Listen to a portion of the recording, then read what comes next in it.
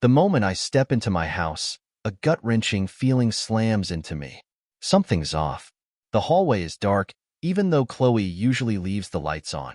Our dog, Buddy, isn't barking like usual. Silence settles around me, heavy and foreboding, and I can feel the tension simmering in my chest. My phone buzzes in my pocket, and I yank it out, hoping it's Chloe, maybe with a simple explanation. But it's just a reminder for tomorrow's meeting. I push the phone back and move further in. Each step echoes off the walls, and a knot of dread coils tighter in my gut. I try to tell myself I'm overreacting, but the little signs are stacking up, whispering truths I'm not ready to hear. I head to the kitchen, intending to grab a glass of water and clear my head. Instead, I see 2 glasses on the counter, the remains of a bottle of expensive wine we had been saving for a special occasion. My fingers grip the edge of the counter as reality starts to piece itself together in my mind. An empty plate, a hint of perfume not belonging to Chloe, and a jacket hanging on the back of a chair that isn't mine. All of it feels like a punch to the gut. I hear faint laughter coming from upstairs, and my world seems to slow down, then speed up, heartbeat thundering in my ears. It's a laugh I know too well, Chloe's, mingled with another man's deep chuckle. The knot of dread twists painfully, and I know I have to see it for myself. The logical side of me urges caution, but the emotional storm raging in my chest pushes me forward. I climb the stairs, careful to skip the ones that creak. My breathing is shallow, a frantic rhythm matching my racing heart. Reaching our bedroom door, I pause. It's ajar, just enough for me to catch glimpses of movement and hear every stolen whisper. My mind conjures images I never wanted to see, but here they are, made real. I push the door open. The scene hits me with the force of a wrecking ball. Chloe's tangled in the sheets with someone I recognize, a coworker, the same man she'd introduced me to at last year's holiday party. The one she had described as just a friend. The room goes dead silent as they realize I'm there, and Chloe's eyes widen, her mouth dropping open, forming words that never come out. My rage flares like gasoline hitting a flame. Every muscle in my body is taut with fury, yet I force myself to stay calm. So, this is what we've come to? My voice is steady, betraying none of the volcanic eruption inside me. Chloe scrambles to pull the sheets around herself, stammering, "It's not what it looks like." The man beside her, Jason, has the audacity to look embarrassed, like he's been caught breaking a neighbor's window. "Not what it looks like?" I echo, my voice a sharp edge. "Then please enlighten me." My words hang in the air, the weight of them sinking into the shocked silence. For a long moment, none of them speaks, and I stand there, fists clenched, my heart splintering with every second that passes.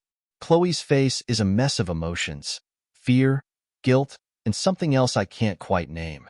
Jason tries to get up, mumbling something about leaving, but I block the doorway, making it clear he's not slipping out of this without facing me. "Sit," I command, and he does, with the nervous compliance of a man who knows he's crossed a line he can never uncross. The adrenaline coursing through me makes me feel invincible and dangerously unpredictable. But I take a deep breath. This isn't the time for rash actions. No, I've got a different kind of reckoning in mind. One that will make them regret every single choice that led us to this moment. Jason's eyes dart between me and Chloe, looking for an escape, like a trapped animal. I can see the fear in his expression, but I don't care. He deserves every ounce of discomfort, every sliver of regret. Chloe, on the other hand, just sits there, clutching the sheets tighter as if they could protect her from the storm she's unleashed. "Explain," I demand, though I don't even know if I'm ready to hear it. My voice is eerily calm, like the quiet before a hurricane. Chloe swallows hard, her face paling. It wasn't supposed to be like this," she starts, her voice breaking. We just drifted apart, Nick." The way she says my name, like it should still mean something, ignites my anger further. The betrayal has a sound, a taste, a physical presence that weighs on my chest. The years we spent together flash before my eyes. Our wedding day, late-night talks about our dreams, quiet mornings sharing coffee. All of it feels tainted, poisoned by the reality unfolding in front of me. Jason starts to shift, trying to gather his clothes. Look, man, he begins. But I cut him off with a glare that could turn stone to dust. Don't, I growl, and he stops mid-movement. You don't get to explain. You don't get to speak. Not here, not after this. He sits back down, looking humiliated, but I'm not interested in his shame. Not yet. I turn back to Chloe, the woman I thought I knew, the woman I loved and trusted.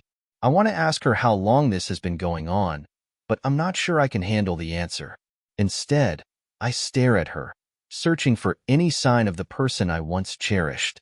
You were happy once, I say, more to myself than to her. It's a statement, a truth that feels foreign now. She's crying, silent tears streaming down her face. Her sobs don't move me. They don't break through the shield of hurt and anger that surrounds me. Nick, please, she whispers. It was a mistake. The desperation in her voice is thick, but I don't feel any sympathy, only a deep, aching disappointment. A part of me wonders if I'll ever be able to trust anyone again. A mistake? I echo, letting out a bitter laugh. A mistake is forgetting an anniversary or burning dinner. This was a choice. I watch the words sink into her, each one hitting with the impact of a sledgehammer. Chloe tries to reach out, her hand trembling. I step back, and she stops, her arm dropping uselessly to her side. I won't let her touch me. Not now, maybe not ever again. Jason clears his throat, and I turn my attention to him. The fury bubbling up inside me is hard to contain. My fists clench, and for a moment, I imagine smashing them into his smug face. But I won't let this turn violent. I won't let them have the satisfaction of seeing me lose control. I want you out, I say, my voice cold and unyielding. Now. Jason scrambles to gather his things, not bothering to dress properly, and bolts past me. I watch him go, making sure he's out of my sight. I won't think about him now. He's nothing to me. A footnote in the chapter of this nightmare. The door slams shut, and it's just me and Chloe. The silence between us is suffocating. She looks at me with wide, terrified eyes, as if she finally understands the magnitude of what she's done. But it's too late for understanding, too late for apologies. I take a deep breath, steadying myself. This isn't over, I say, my voice breaking through the oppressive quiet. Not by a long shot. Her tears come harder, but I turn my back on her. I need space. Space to think, space to plan. Because if she thought betrayal was painful, she's about to learn just how devastating consequences can be. I storm out of the room, needing air, space. Anything that isn't tainted by the betrayal that's now etched into my soul. The hallway feels narrow, suffocating, as I make my way downstairs and out the front door. The evening air is crisp, biting at my skin, but it's exactly what I need. I gulp down the coolness, hoping it will douse the fire raging inside me. The world feels different now. The streetlights cast an eerie glow, illuminating a world that looks the same but doesn't feel the same. My life just crumbled, and yet everything outside goes on as if nothing happened. I lean against the porch railing, trying to catch my breath. My mind is a chaotic storm of questions and memories, each one more painful than the last. How did we get here? What was real? And what was just a lie wrapped in comfort and familiarity? I hear the door creak open behind me, and I know it's Chloe. I don't turn around. I can't bear to look at her right now. She hesitates, and the tension between us stretches out, thick and heavy. Nick, she says softly, her voice breaking. Can we, please talk? Talk? The word grates on me, and I feel a fresh surge of anger. I whirl around to face her, and she flinches at the look in my eyes. Talk? I snap. What could you possibly say that I want to hear right now? She steps forward, hands wringing together, and I can see the panic setting in. I made a terrible mistake, she pleads. I was lost. I didn't know how to handle everything, and Stop. I cut her off, my voice sharper than a knife. Just stop. I rake a hand through my hair, trying to keep myself from exploding. Do you have any idea what you've done? What you've taken from me? From us? My voice cracks, and I hate how vulnerable I sound. How broken. Tears stream down her face, but I don't care. Her pain doesn't move me. It doesn't soften the jagged edges of the wound she's carved into my heart. I love you, Nick, she whispers. I never stopped loving you. I laugh, but there's no humor in it. Just bitterness and disbelief. Love? I repeat. You call this love? Sneaking around, betraying me in our own home? I take a step closer, and she shrinks back. You don't get to say you love me. Not anymore. The silence stretches between us, and she crumbles, sinking to the porch steps. Please, she chokes out, sobs racking her body. I'll do anything. We can fix this. Fix this. As if it's some broken appliance that just needs a bit of tweaking. The absurdity of it makes my hands tremble, and I clench them into fists to steady myself. You can't fix something that's been shattered, Chloe, I say, my voice flat. You can't undo this. I step back, creating a chasm between us. Her sobs grow louder, but I turn away, focusing on the cold night air instead. My mind races, searching for clarity, for the next step, because I can't stay trapped in this moment. I need to do something, anything, to take back control of my life. I reach for my phone and make a call. It rings twice before a familiar voice answers.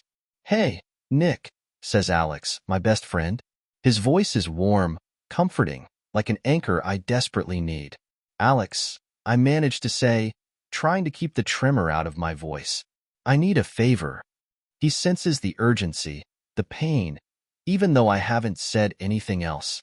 Name it, he replies without hesitation. Can you meet me? I ask, my voice raw. I can't be here right now. Where are you? He asks, no questions, no judgment, just concern. I give him the address, and he promises to be there in 15 minutes. I hang up and look back at Chloe. Her sobs have quieted, but she's still crumpled on the steps, looking smaller and more broken than I've ever seen her. But I don't feel pity. Not yet.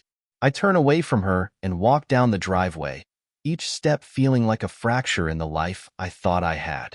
Revenge isn't just a word to me now, it's a goal. And Chloe's about to find out exactly what that means. 15 minutes feels like an eternity.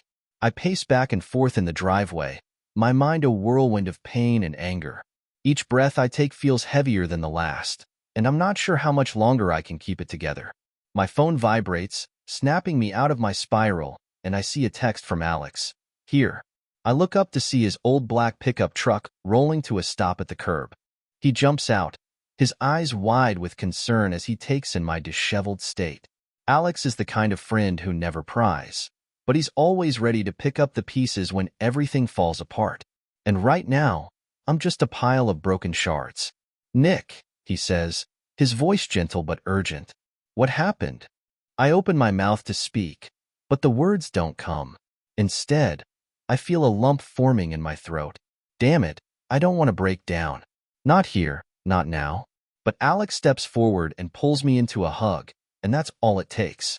The tears come hot and angry, and I hate that I'm this vulnerable, that I'm this destroyed.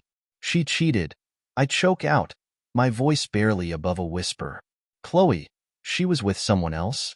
The sentence feels like acid on my tongue, and I pull away, wiping at my face roughly.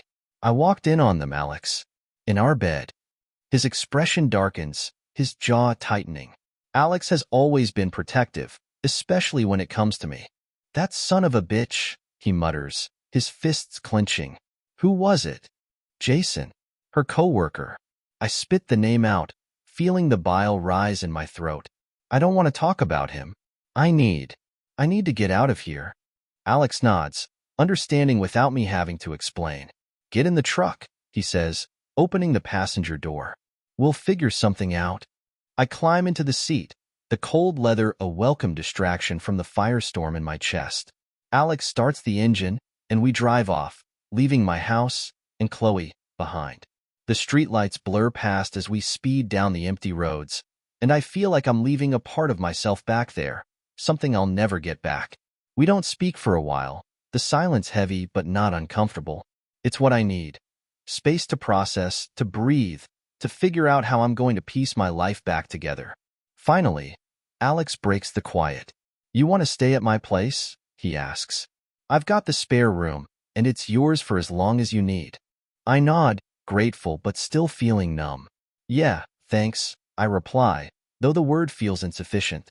How do you thank someone for being there when your world is crumbling? But Alex gets it. He always has. We pull up to his small, single-story house, and he leads me inside. The familiarity of his place, the mismatched furniture, the smell of pine from the air freshener he always forgets to replace, grounds me. It feels safe, even if nothing else does. I drop onto the couch, and Alex hands me a beer from the fridge. Drink, he orders, sitting down beside me. I crack open the bottle, the hiss of escaping pressure echoing in the quiet room. I take a long gulp, hoping it'll dull the ache in my chest. She said it was a mistake. I finally say, bitterness lacing my voice. Like that makes it any better. Alex scoffs. A mistake? Damn, man. She knew what she was doing. He pauses, and I can see the anger simmering in his eyes. What are you going to do? I stare at the beer bottle in my hands, my mind churning with possibilities. Confronting her again won't fix anything. Yelling at Jason won't make the betrayal hurt any less. No, I need something smarter. Something that will give me the satisfaction of knowing they both regret underestimating me. I don't know yet, I admit, setting the bottle down on the coffee table. But I'm not just going to let this slide. She wants to play games? Fine. I'll show her what consequences look like. Alex's lips curve into a wry smile. Whatever you need, I'm here for it. A flicker of gratitude warms the cold pit in my stomach. I'm not alone in this, and that's enough to keep me from falling apart entirely. My mind starts to work, strategies forming, ideas taking shape. Chloe and Jason won't see it coming, and I'll make sure of it. The night drags on, and sleep doesn't come easily. I'm lying in Alex's spare room, staring at the ceiling, replaying the betrayal over and over in my mind. Every time I close my eyes, I see Chloe and Jason, their laughter, their whispers, the look on her face when she realized she'd been caught. My fists clench under the blanket, and the rage surges again, hot and unrelenting. I need to channel it, turn this pain into something productive, something that will make them pay for what they've done. The first slivers of morning light are creeping through the blinds when an idea starts to form. A plan that's cold, calculated, and exactly what I need to regain control. Chloe thought she could throw our life away for cheap thrills and suffer no consequences. Jason thought he could sneak into my home, my bed, and walk away unscathed. They both underestimated me. I pull out my phone, the screen glowing in the dim room, and start making notes. Names, contacts, resources I can leverage. I've built a career around problem solving, and now I'm applying that same meticulous planning to this situation. By the time the sun is fully up, I feel the smallest flicker of satisfaction. This won't be easy, but it'll be worth it. A knock on the door interrupts my thoughts. Hey, you awake? Alex's voice is soft, careful. Yeah, come in, I say, sitting up. He pushes the door open and steps in, holding 2 mugs of coffee. The smell alone is enough to make me realize how exhausted I am. I take the mug he offers, grateful for the caffeine. Thanks. He sits on the edge of the bed, watching me with a worried expression. You look like you haven't slept at all. I haven't, I admit, taking a sip. The coffee is strong and bitter, but it does the job. Too much on my mind. Alex nods, understanding. Any thoughts on what to do next? I exhale, setting the mug on the nightstand. Yeah, actually, I have a few ideas. I explain the basic outline of my plan, how I'm going to use every advantage I have to hit them where it hurts most. It isn't about violence or public humiliation. It's about leverage, about reclaiming my dignity and making sure they know I won't be taken lightly. Alex listens, his face hardening as he takes in the details. Damn, Nick, that's brutal, but I get it. They deserve it. I shrug, the anger burning beneath my skin. They do, and I'm done playing the nice guy. It's time for them to feel the consequences of their choices.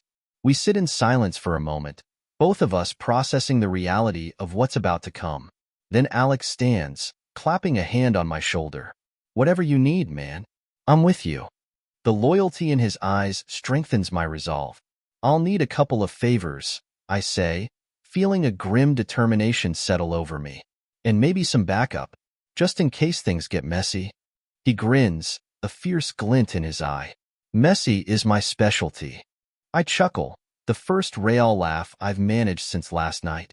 It's a small thing, but it feels good. We leave the room, and I make a mental list of everything I need to put my plan into motion. As we sit down for breakfast, I notice that my hands have stopped shaking. The adrenaline has leveled out, replaced by a focused, steady calm. The day stretches ahead, full of possibilities and the promise of retribution. I'm ready for this, ready to take back my life, one calculated move at a time. The rest of the morning is a blur of phone calls and preparation. I start with the most important one, a call to our lawyer. Well, my lawyer now. Chloe and I used to share everything, but that arrangement has officially gone up in flames. I explain the situation in a clipped, controlled tone, laying out every detail of the betrayal and why I need to know where I stand legally. James, my lawyer, is silent for a beat. "You're serious about this, Nick?" he finally asks. "Dead serious," I reply, the weight of my anger sitting heavy in my chest.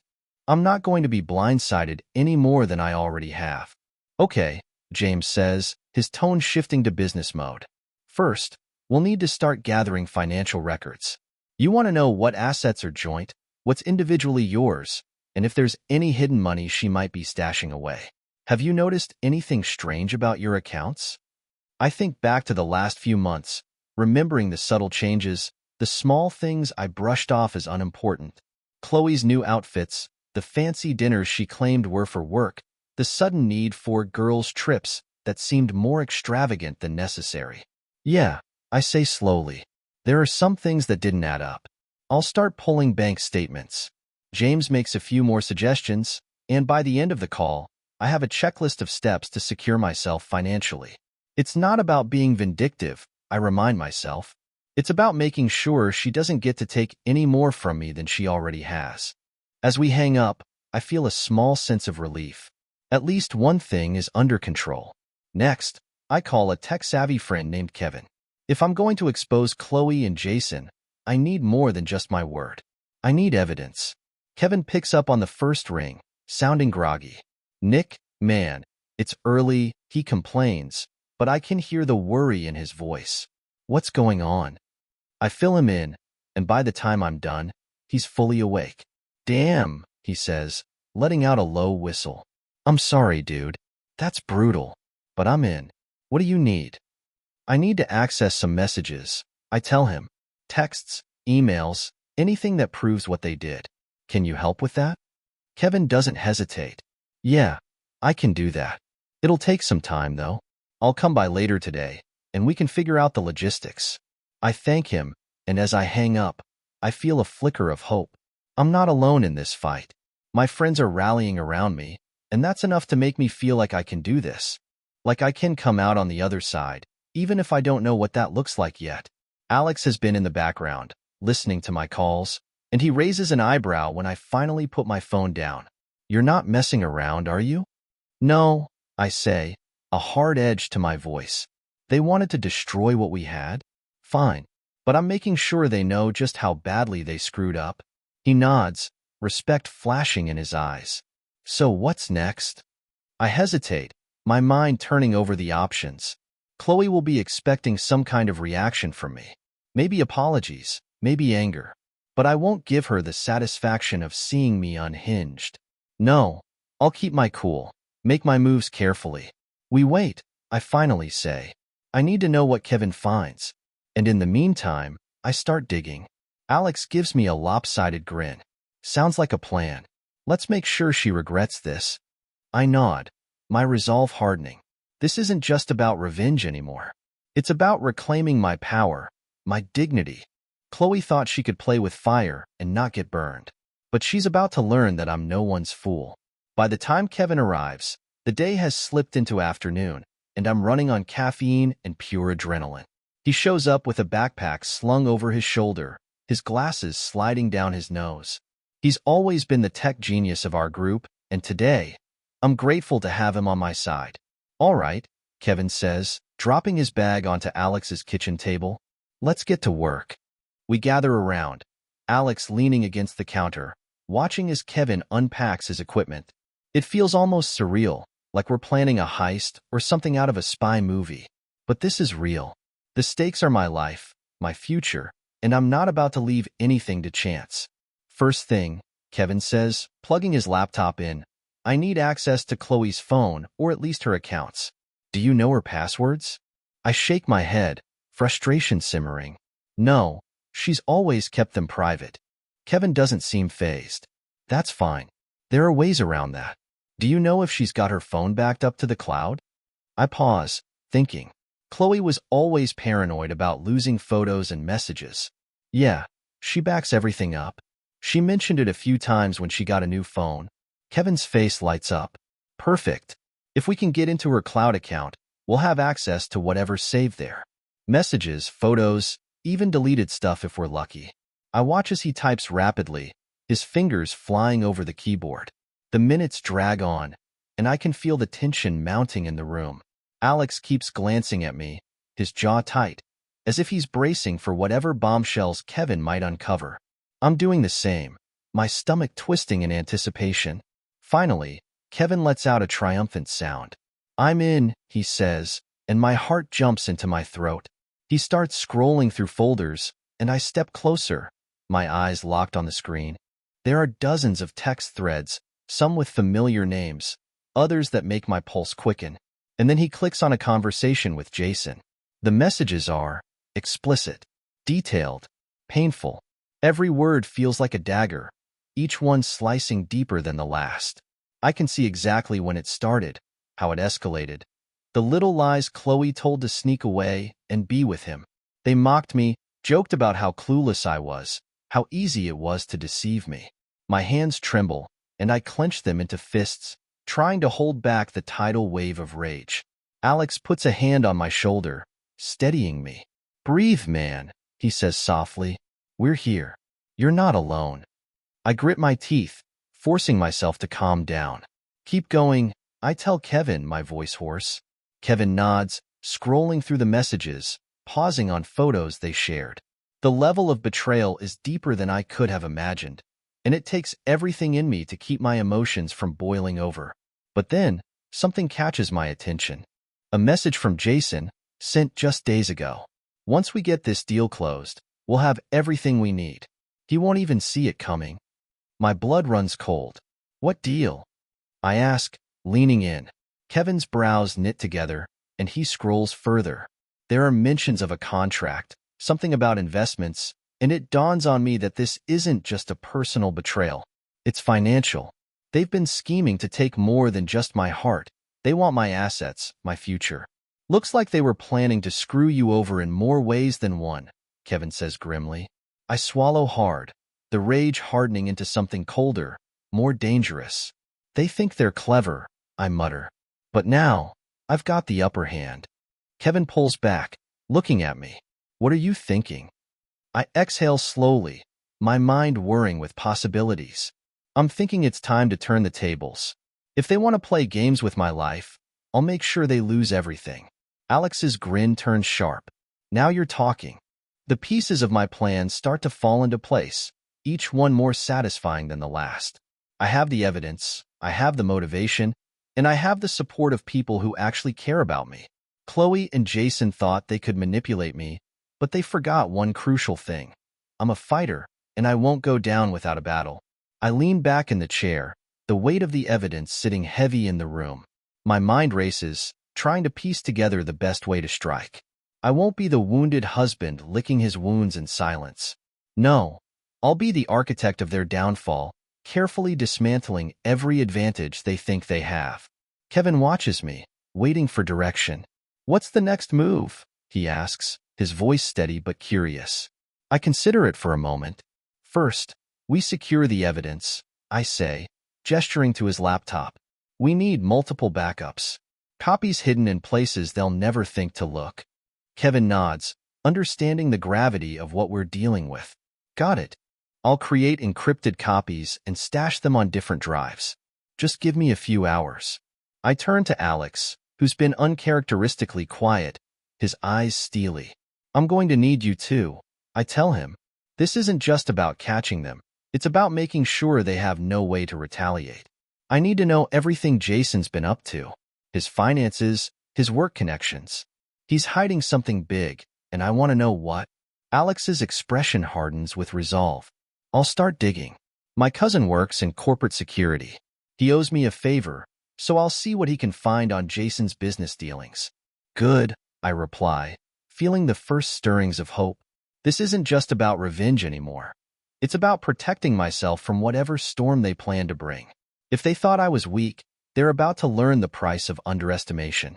As Kevin sets up his laptop and Alex makes a few calls, I sit in the quiet living room, running my fingers over the scars this betrayal has left on my life.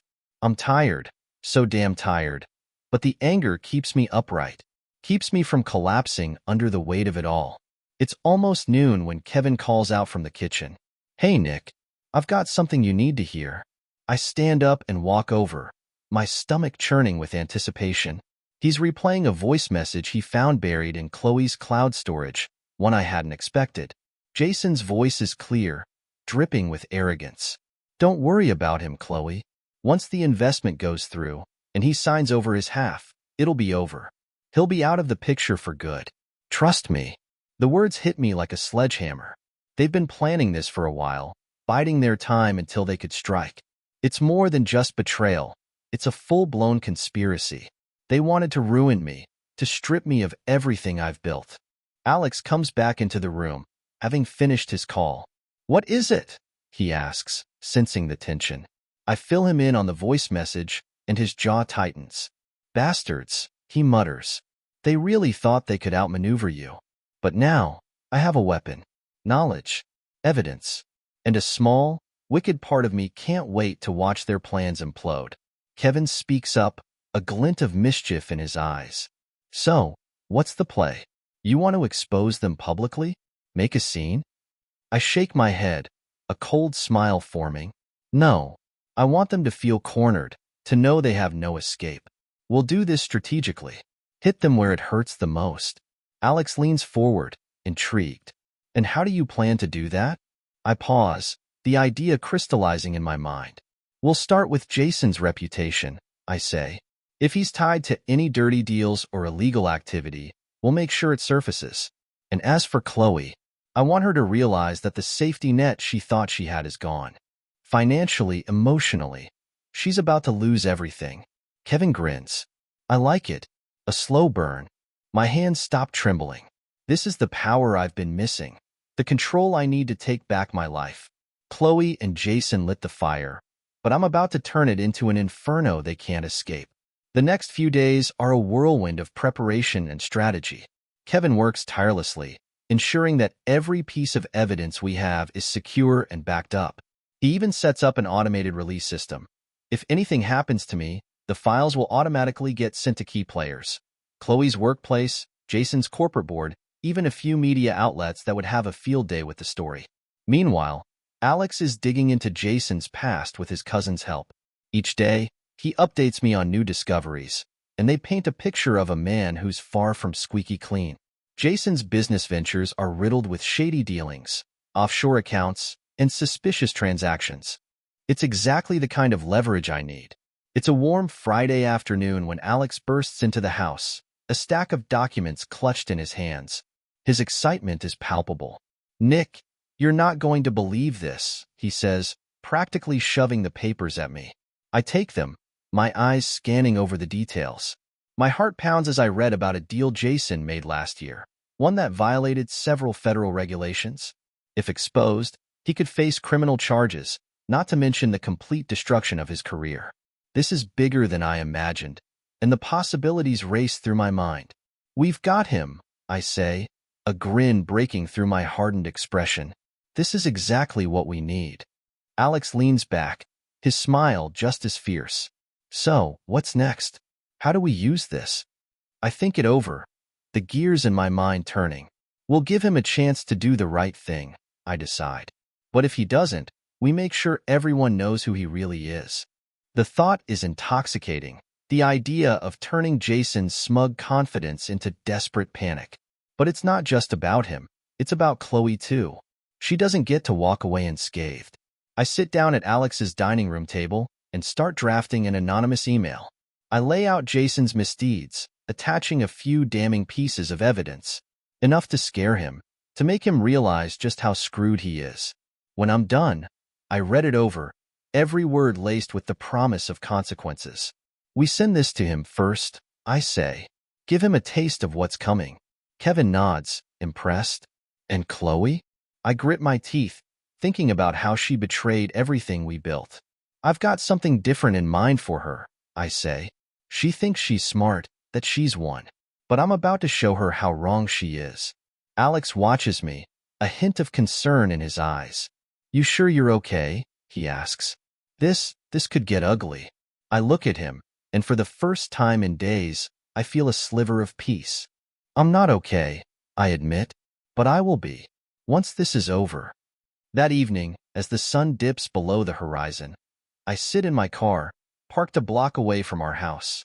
I haven't been back since that night, haven't stepped foot inside the place that used to be our home. But tonight, I need to see it. I need to feel the resolve, the determination to follow through with my plan. I watch from a distance, my heart heavy as I see Chloe through the front window. She's moving around the kitchen, a glass of wine in hand, looking relaxed and completely at ease. It infuriates me. The world may be crashing down around us, but she looks like she's having a quiet, pleasant evening. My phone buzzes, and it's a message from Kevin. The email is sent. It's done. I close my eyes, taking a deep breath. The first move has been made, and now the game begins. Jason will be sweating, trying to figure out who has dirt on him. Chloe won't know what hit her when I start pulling the financial strings that keep her world intact. This is just the beginning. I drive away from the house, my mind focused on the next steps. Tomorrow, Chloe will feel the consequences, and Jason will start to squirm. And for the first time in what feels like forever, I smile. It's not a happy smile, not one of joy, but of grim satisfaction. They started this, but I'm the one who's going to finish it. The next morning, I wake up feeling an unfamiliar sense of anticipation.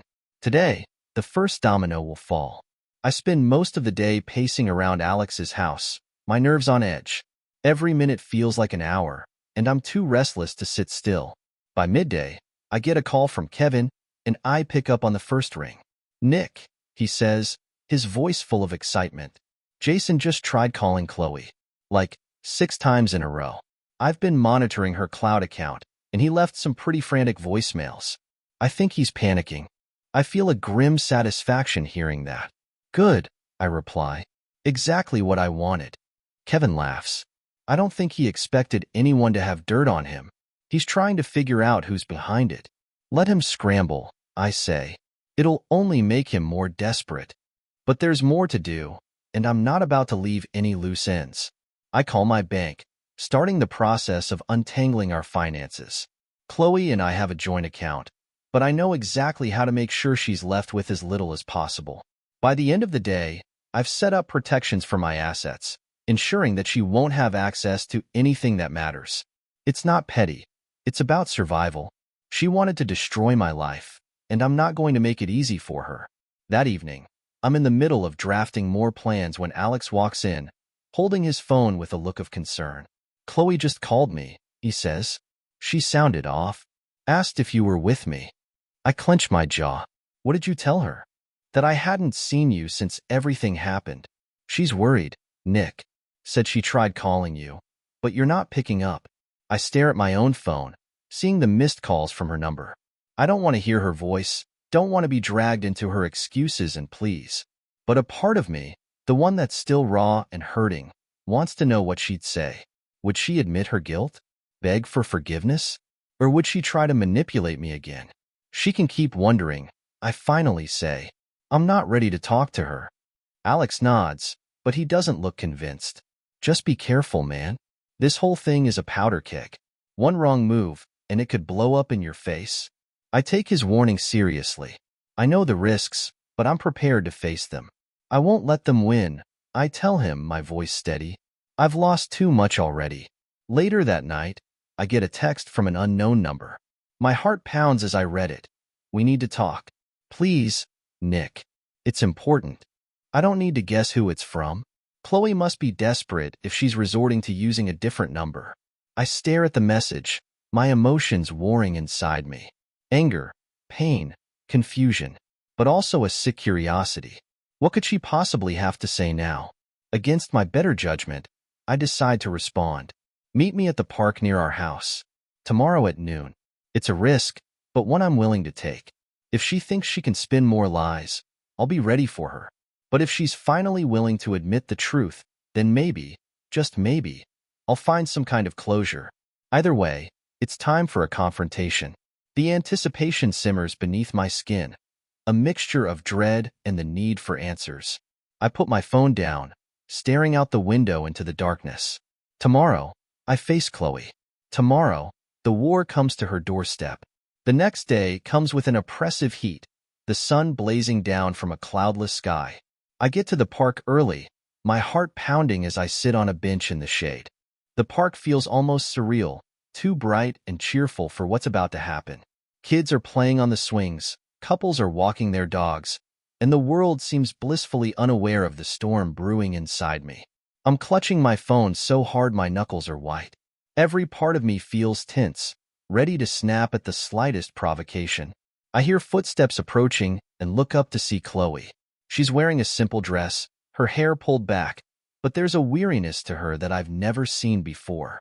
Her eyes are puffy, like she hasn't slept, and she hesitates when she sees me, as if she's unsure whether she's welcome. "Nick," she says softly, her voice cracking. "Thank you for meeting me." I don't respond right away, just watch her with a mixture of anger and sadness. This is the woman I once thought I'd grow old with, the woman I trusted with my heart and soul. Now, she's a stranger. "What do you want, Chloe?" I ask, my voice cold and guarded. She flinches, but she forces herself to step closer. "I know I've hurt you," she begins, her hands trembling. "I know you probably hate me, and I don't blame you. But you have to believe me when I say, I never meant for any of this to happen." I laugh, the sound harsh and bitter. "You didn't mean for it to happen?" I echo. "That's the best you've got? You were in our bed with him, Chloe. You lied to me for months. You planned to ruin me, and now you're here, pretending it was all some accident?" Tears spill down her face, but they don't move me. Not anymore. "I was lost," she chokes out. "I made mistakes, but I never wanted to destroy you." I lean forward, my jaw tight. "Then why?" I demand. "Why, Chloe? Was it worth it? Was he worth it?" She wipes her face, her shoulders trembling. "It wasn't about him," she admits, and her voice is full of a sorrow that almost makes me falter. "I felt trapped, like I was suffocating. You were so focused on your work, your goals, and I felt invisible. Jason paid attention to me. He made me feel wanted. But it was wrong, Nick. I know that now." Her words hit me like a punch to the gut. I hate that a part of me understands. I know I threw myself into my career, trying to build a future for us, trying to be the provider she deserved. But understanding doesn't soften the betrayal. It doesn't make any of this hurt less. "So what now?" I ask, my voice low. "Do you expect me to forgive you? To forget what you did?" She shakes her head, more tears falling. "I don't deserve forgiveness," she whispers. "But I want you to know that I'm sorry. Truly. And I'm scared. Nick. Jason's furious. He says someone is trying to destroy him, and he thinks it's you. He's talking about lawyers, about making this messy for both of us." I feel a grim satisfaction at that. Jason's panic is exactly what I wanted. "Good," I say, my voice steady. "He deserves every bit of it. And so do you." Chloe's eyes widen, and for the first time, I see real fear there. "Please," she begs. "If this blows up, we could lose everything. Our house, our savings. Can't we figure this out without tearing each other apart?" I stare at her, the woman who once held my entire world in her hands. And now she's asking for mercy, for compromise. The bitterness in me wants to refuse, to tell her she made this mess and now she has to lie in it. But the other part of me, the part that's tired, that just wants to move forward, feels conflicted. "You chose him," I say finally, my voice breaking. "You chose to lie, to betray me. And now you want to talk about not tearing each other apart? Her sobs grow louder, and I feel the tiniest sliver of satisfaction. She should hurt.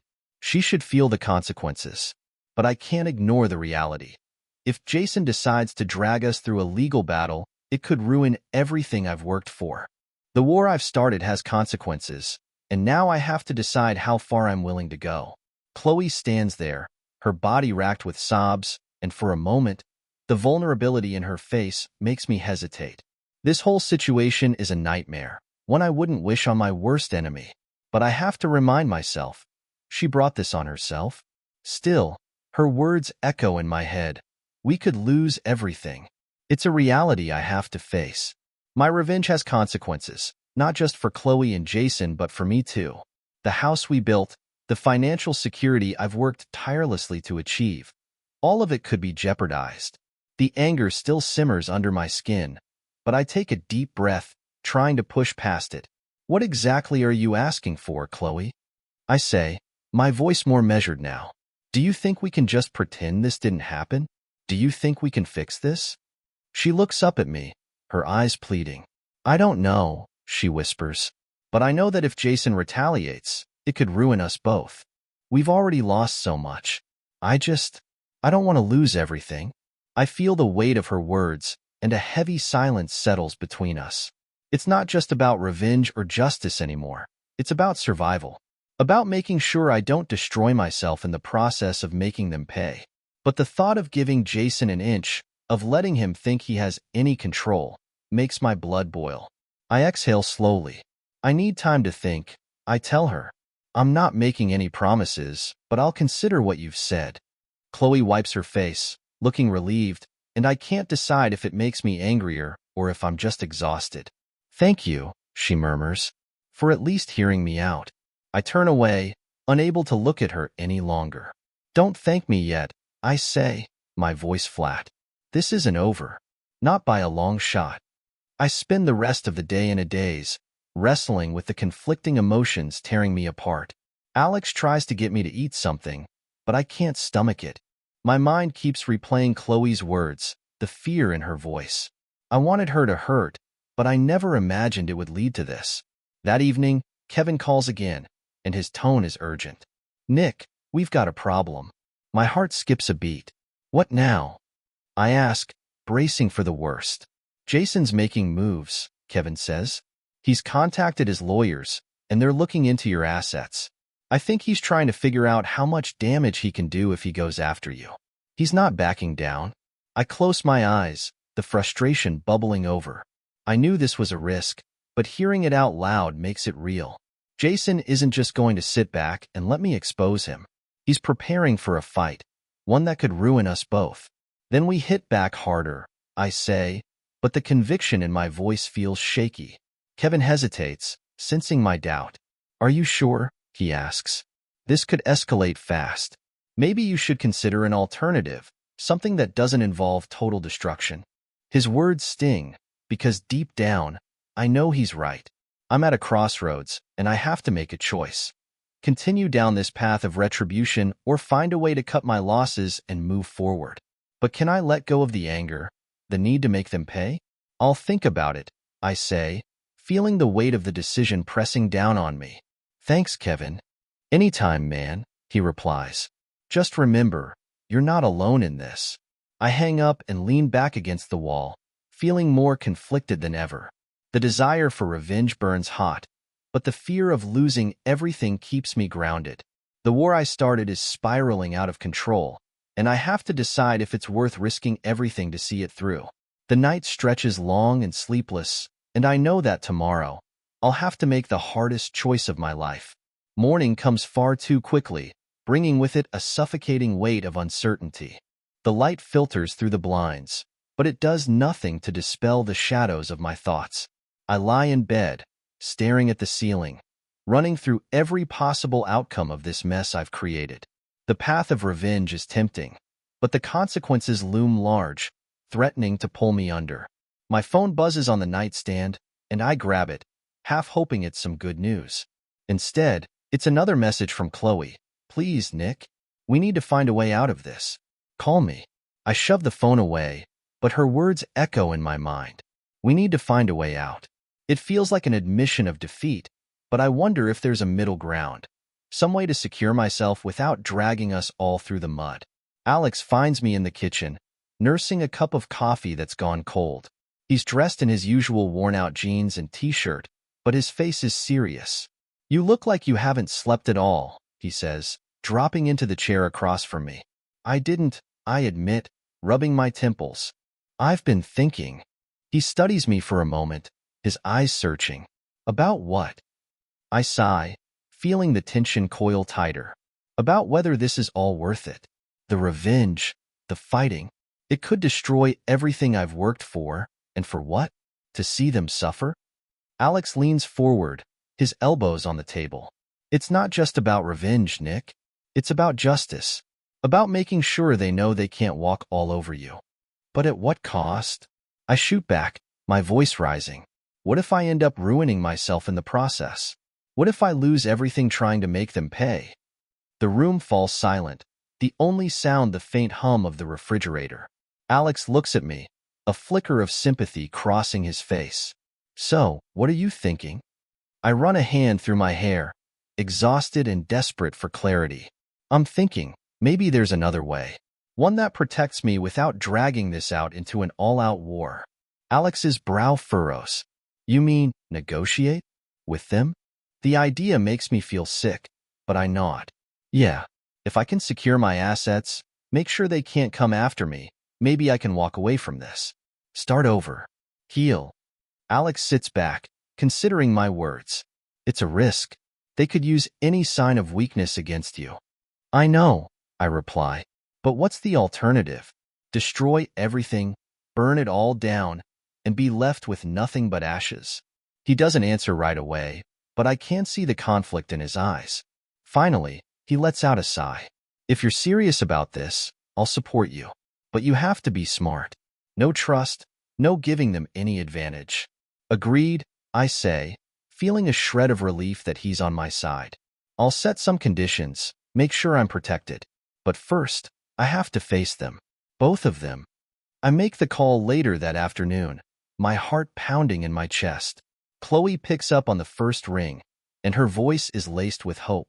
"Nick, we need to talk," I say, keeping my voice steady. "All three of us. You, me, and Jason." There's a pause, and I can almost hear the fear creeping back into her tone. "All three of us? What do you mean?" "I'm giving you both a chance to come clean and end this mess," I say, my grip tightening on the phone. "But I'm not backing down without securing what's mine. We meet tomorrow, and we lay everything out on the table. No more lies." Chloe hesitates, her breath shaky. "Okay," she whispers. "Where?" I think it over, choosing a neutral ground where I can feel in control. "There's a diner on 5th and Main," I tell her. "Meet me there at noon." "Okay," she agrees, her voice small. "We'll be there." I hang up and feel the weight settle back on my shoulders. Tomorrow will be a reckoning, one way or another. But at least I'll face them on my terms, ready for whatever comes next. The next day comes with the threat of a storm, dark clouds rolling in as I make my way to the diner. The air feels electric, charged with tension, and I know this meeting could change everything. I step inside, scanning the room until I see them. Chloe and Jason, sitting in a booth, their faces pale and anxious. I take a deep breath and walk toward them, my heart a mix of anger and resolve. This is it, the final confrontation, and I'm ready. The diner feels like a pressure cooker, the air thick with tension as I approach the booth where Chloe and Jason are waiting. Chloe looks up at me with wide, fearful eyes, while Jason's expression shifts between anger and discomfort. They're both trapped in a nightmare of their own making, and I take a grim sense of satisfaction in that.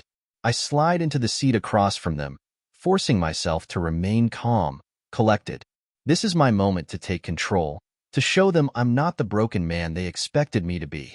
"Thank you for coming," I say, my voice steady but cold. Chloe swallows, her hands fidgeting in her lap. "Nick, please, let's just talk this out." I cut her off with a raised hand, my eyes locking onto Jason. "This isn't just about talking. This is about understanding what happens next." Both of you made choices, choices that led us to this point. Now, you're going to listen to what I have to say. Jason shifts uncomfortably, his jaw tightening. Get on with it, then, he mutters. But I can see the tension in his posture. He's not as confident as he wants to appear. I take a deep breath, feeling the anger simmer beneath the surface. I have everything I need to ruin both of you. I start, laying it out bluntly. Jason, your illegal business dealings, your fraudulent contracts, I have proof. It wouldn't just end your career. It could land you in prison. And Chloe, I turn to her, my voice hardening. I have documentation of your infidelity, the lies, the way you've manipulated our life together. Chloe's eyes fill with tears, and she shakes her head. Nick, please, no. I snap, cutting her off. You don't get to beg for mercy when you've shown none. I pause, letting the gravity of my words settle over them. But here's the thing. I'm not here to destroy you. Not yet. Jason leans forward, his eyes narrowing. Then what the hell do you want? He demands. I want security, I say. I want to walk away from this with my dignity and my future intact. That means a financial settlement, Chloe. You don't touch my assets. You don't come after what's mine. And Jason, you back off. If you make one move against me, all of that evidence I have will go public. Chloe is crying now, her shoulders trembling. We'll agree, she whispers, desperation coloring her voice. I'll sign whatever you want. Just don't destroy us. Jason's face twists with anger, but he sees the writing on the wall. He knows he's cornered, and there's no bravado left in his voice when he finally speaks. Fine, he spits out. We'll play it your way. But this doesn't make you a saint. I let out a bitter laugh. I don't care about being a saint. I care about getting out of this nightmare with some sense of peace. The conversation shifts into negotiations, tense and uncomfortable, but I stand firm. Chloe agrees to waive any claims on our joint assets, and Jason swears to back off or face the full weight of the evidence I've collected. It's not perfect, but it's enough to give me leverage, enough to secure my future. When it's finally over, I stand, feeling both exhausted and strangely free. Chloe looks up at me, her face wet with tears. Nick, I'm so sorry. I stare at her, the woman I once thought I'd spend my life with, and feel the final shreds of love slip away. Sorry doesn't fix what you did, I say quietly, but maybe someday we'll both figure out how to move on. Jason says nothing, just glares at me as I walk away. But I don't care. I've won a battle I never wanted to fight, and now I'm finally free to start over. Back outside, the storm finally breaks, rain pouring down as I step into the downpour. I lift my face to the sky, letting the rain wash over me, cleansing away the last remnants of the past. The road ahead is uncertain, but it's mine to walk. And that's enough. #### Part 15. The rain comes down in sheets, soaking me to the bone. But I don't care. It feels cathartic, like the sky itself is helping to wash away the remnants of my old life. I stand there for a moment longer, letting the water pour over me, before finally making my way back to my car. My hands are steady now, my mind clearer than it's been in days. I climb into the driver's seat, the sound of the rain drumming against the roof. It's over, I think to myself. The battle I never asked for, the war that took everything from me, has finally come to an end. But the scars remain, and I know it'll take time to heal, to rebuild what I've lost. Driving away from the diner, I feel a mix of emotions swirling inside me. Relief, grief, a strange, tentative sense of hope. I've secured my future, protected myself from the devastation Chloe and Jason had planned. But more importantly, I've taken back control. I'm no longer a victim, no longer at the mercy of their lies and deceit. Alex is waiting for me when I get back to his house, pacing the living room like a caged animal. The second I step through the door, he rushes over. Well, he asks, his eyes searching mine. How did it go?